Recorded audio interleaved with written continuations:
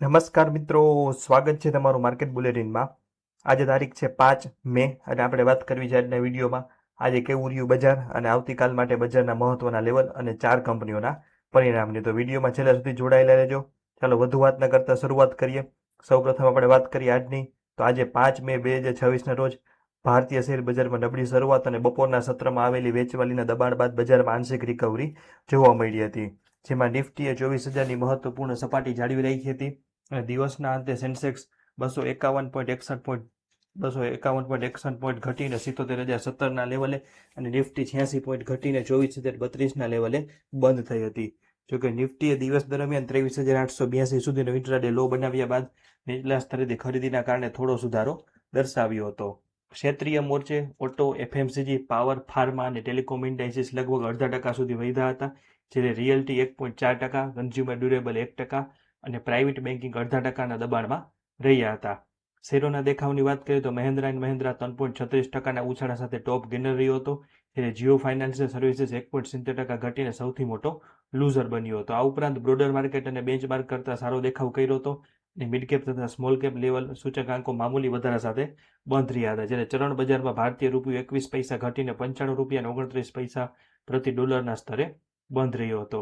આગળ વાત કરીએ તો બીએસસી ઉપર 140થી વધુ શેરોએ 52 સપ્તાહની ઊંચી સપાટી એટલે કે 52 વીક હાઈ બનાવી હતી, જેમાં standard infra, HFCL, Adani power, Emcure pharma, Adani green energy, Adani ports અને એથર એનર્જી જેવા અગ્રણી શેરોનો સમાવેશ થાય છે।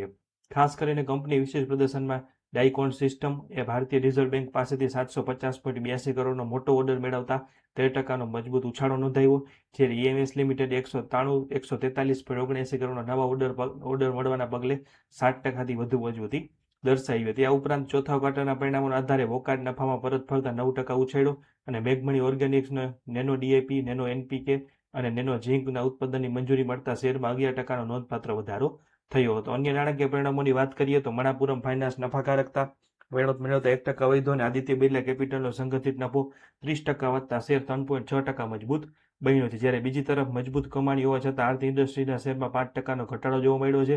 બજારના નિષ્ણાંતોના મતે લાર્જ કેપ શેરો હજુ પણ મિડ કેપ અને સ્મોલ કેપથી પાછળ ચાલી રહ્યા છે, પરંતુ પસંદગીના ક્ષેત્રોમાં રોકાણની ઉત્તમ તકો ઉપલબ્ધ છે। હવે જલ્દીથી વાત કરેલી પરિણામની તો શરૂઆત કરશું ઓનવર્ડ ટેકનોલોજીથી। તો 31 માર્ચ 2026 રોજ પૂરા થયેલ નાણાકીય વર્ષના પરિણામો મિશ્ર રહ્યા છે। કંપનીની કુલ આવક Q4 FY26માં વધીને 139 કરોડ થઈ છે, ડિસેમ્બર 2025ના ક્વાર્ટરની 136 કરોડ કરતાં વધુ છે। ચોખ્ખો નફો આ ક્વાર્ટરમાં 9.55 કરોડ રહ્યો છે, જે યર ઓન યર અને ક્વાર્ટર ઓન ક્વાર્ટર ધોરણે થોડો ઘટ્યો છે। સમગ્ર વર્ષ 2025-26 માટે કંપનીની કુલ આવક 550 કરોડ અને ચોખ્ખો નફો 44 કરોડ નોંધાયો છે।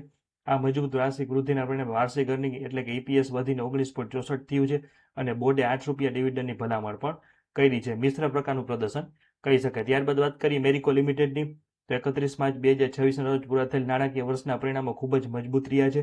કંપનીની કુલ આવક Q4 FY26માં 3393 કરોડ અને ચોખ્ખો નફો 408 કરોડ નોંધાયો છે, જે યર ઓન યર ધોરણે સારો વધારો દર્શાવે છે। સમગ્ર વર્ષ 2025-26 માટે કંપનીની કુલ આવક વધીને 13,815 કરોડ અને ચોખ્ખો નફો 1,813 કરોડ થયો છે। વાર્ષિક અર્નિંગ ઉપર શેર વધીને 13.62 થયો છે અને કંપનીએ ₹4નો ડિવિડન્ડ શેરધારકો માટે ભલામણ કરી છે। આ ડિવિડન્ડની રેકોર્ડ તારીખ 30 જુલાઈ 2026 અને ચૂકવણી 5 સપ્ટેમ્બર 2026 રોજ નક્કી કરવામાં આવી છે। સમગ્ર પ્રદર્શન ઉત્તમ અને મજબૂત પ્રકારનું કહી શકાય। હવે વાત કરીએ ત્રીજા પરિણામની પંજાબ નેશનલ બેંકની, 31 માર્ચ 2026ના રોજ પૂરા થયેલ નાણાકીય વર્ષના કોન્સોલિડેટેડ પરિણામો અત્યંત પ્રોત્સાહક છે।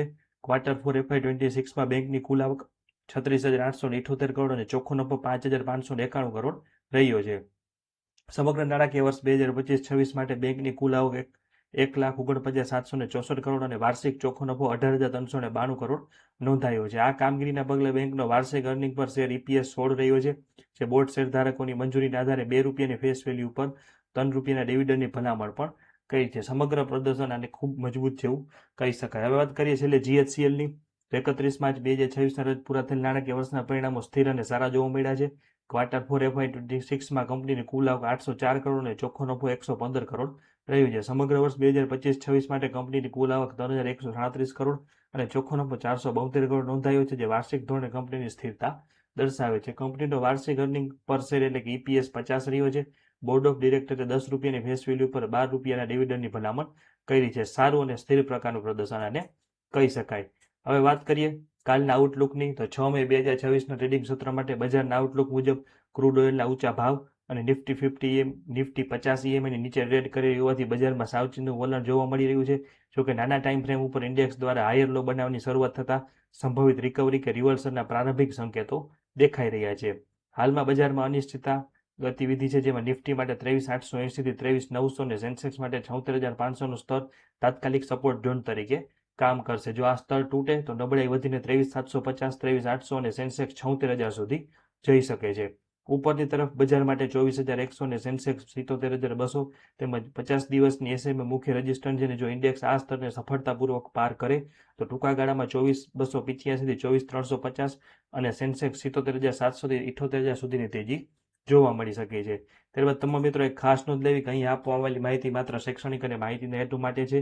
શેર બજારમાં રોકાણ જોખમને આધિન છે, તેથી કોઈ પણ રોકાણ કે નાણાકીય નિર્ણય લેતા પહેલા તમારા નાણાકીય સલાહકારની સલાહ અવશ્ય લેવી. જો તમને બજાર વિશ્લેષણ ઉપયોગી લાગ્યું હોય તો કૃપા કરીને આ વિડીયોને લાઇક કરો અને અન્ય રોકાણકાર સાથે શેર કરો અને અમારી ચેનલને સબસ્ક્રાઇબ કરો. બજારના તમામ નવા અપડેટ સૌથી પહેલા માટે બેલ આઇકોન દબાવવાનું ભૂલશો નહીં. જો તમે બેલ આઇકોન દબાવી દેશો તો વિડીયો પોસ્ટ કરીની સાથે તરત જ તમને ઉપર નોટિફિકેશન મળતું રહેશે. તો આવા તમામ મહત્વના અપડેટ માટે જોડાયેલા રહેજો. આભાર.